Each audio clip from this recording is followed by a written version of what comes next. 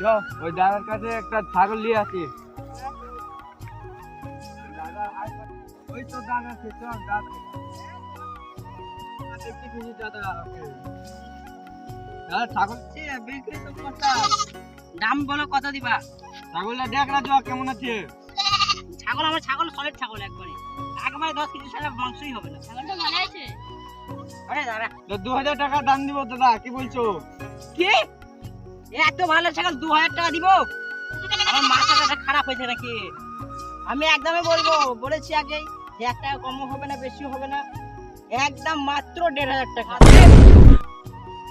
আমি তো 2000 টাকা বললাম, তুমি 1500 বলছো। না না, এর থেকে 1 টাকা কম হবে না। ঠিক আছে, তুমি মোবাইল নিও। আমি 1500 টাকা নেবো কিন্তু। হ্যাঁ ছাগল ধর, এলা আগে পয়সা দে। আমি ফোন পে মেরে দিচ্ছি। আমি ফোন পে যাই মোবাইলে মেরে দেবো।